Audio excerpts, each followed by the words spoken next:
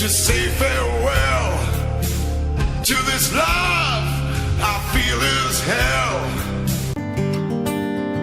When I picked up the phone and talked to Samaritans, the only way I could describe it was liberating. Morning, Sam. Morning. Yeah, we had a bit of a barren spell for us in the first half. I think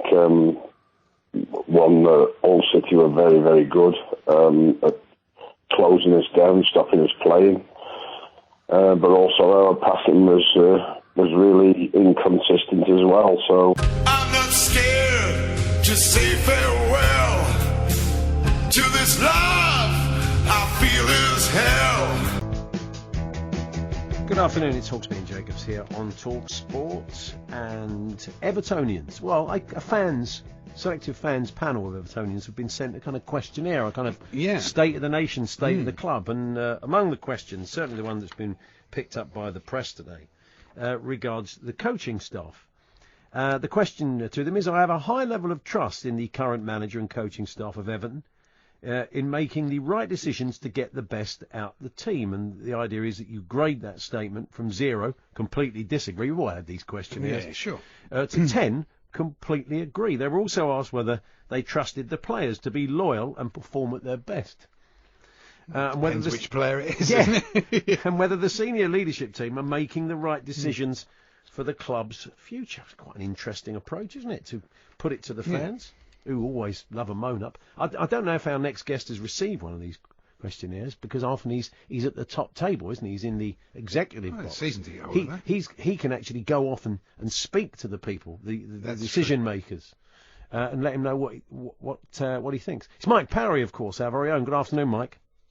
Hi guys, thank you very much for that wonderful introduction. Yeah. I'd love to claim that, I have inner sanction type understandings of what's going on at Everton, but you're absolutely right. I'm a season ticket holder and I am a shareholder of Everton Football Club, but I'm not on the fans panel of 500, so I didn't receive the questionnaire. Had I done so, I wouldn't have replied to it, because, for instance, guys, if the manager of talkSPORT suddenly decided to send out a questionnaire, what do you think of Porky Parry? You know what I mean? We'd probably get a 99.9% rejection from the millions of people who listen to us, which would upset me greatly. So I'd rather the question wasn't asked. But, I mean, quite frankly, I do think it's a bizarre way to go around trying to work out whether the manager you've got in place is the right one. It is really, because, if the answers are favourable, which they're probably not going to be, then what would they do? Would that make their mind up? I mean, surely the people who run the club must know what the vision, they must have a vision for Everton. Yeah.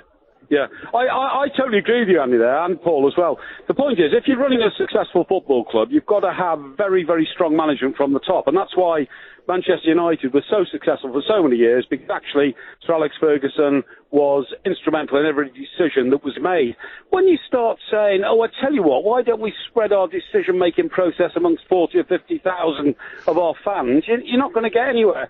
The thing with Sam Allardyce is that he did the job he was brought in to do, to save Everton from relegation. We should all be thankful for that. But I think what grates a little bit with a lot of Everton fans is Sam's attitude. He has this sort of, you should be grateful to me for what I've done for you, Everton. I've saved you from possible relegation, right? Well, yes, okay, but that's really not enough to try and make out that we should be so grateful to Sam Allardyce being manager of Everton Football Club, because that was it and there's nobody else around. Sam has this enormous sense of his own worth. And a couple of years ago, fellas, about maybe 2 or 3 years ago, Andy Townsend and I were working together. We were in Spain. We were doing a talkSPORT show, but Andy was also doing a TV presentation with Sam Allardyce. And afterwards, I said to Andy, will Sam do a bit with us for talkSPORT? Yes, I will, but I can only do 4 minutes, fellas. He actually did about 17 minutes because Sam likes talking. Sam's a great guy, a great communicator and all that. But at the end of it, he said, you should be very grateful for that. Well, yes, indeed, but we didn't ask for 17 minutes, Sam. In fact, in the end, we were trying to sort of wrap the cord of the microphone around his neck to stop him talking, like I'm stuck. Sam, in my view, has a great sense of his own worth, which is a very good thing. It worked for Jose Mourinho for years and all that kind of stuff.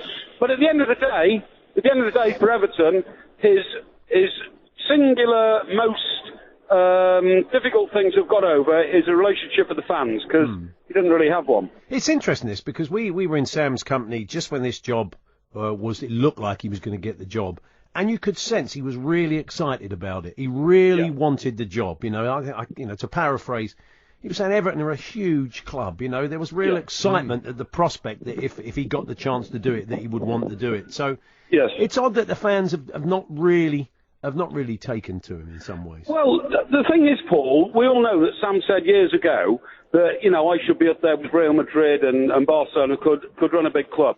That's because Sam has a huge personality and a very strong man, and he imposes his will upon people who work around him and on the things he works for.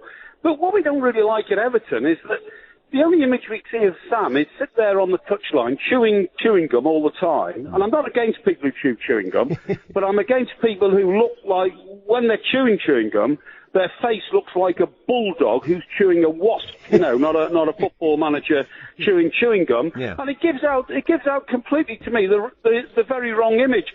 Years ago, fellas, right, 2 decades ago, 3 decades ago, 4 decades ago, Liverpool had Bill Shankly, right? And Bill Shankly was a man who immediately recognised with Liverpool fans. He got in there and he created what I would call the cop mentality. In those eras, we had a guy called Harry Catterick. And Harry Catterick won the league for us in 1970, but was the dullest and flattest man you've ever met. The same thing's happening on Merseyside now. Liverpool have got Klopp, and he's a terrific communicator with his fans. We've got Sam, who, you know, you saw the last game when the fans started mumbling and grumbling a bit at half-time. He just threw his hand up and dismissed them as, you know, what are you moaning about and all that kind of stuff. Yeah. It's important to have a relationship, a very close relationship between a manager and fans who've been there for 50 or 60 years longer than that manager's been there. Mike, you back Friday night? Back on Friday night with MG, if he can survive and get there. You know, the boy is under pressure, obviously, but I'll pull him into line. Good stuff. Okay, cheers, Mike. Thanks very much. Thanks, Mike. When I picked up the phone and talked to Samaritans, the only way I could describe it was liberating. Morning, Sam. Morning. Yeah, we had a bit of a barren spell for us in the first half. I think Hull City were very, very good at closing us down, stopping us playing. But also our passing was really inconsistent as well. So.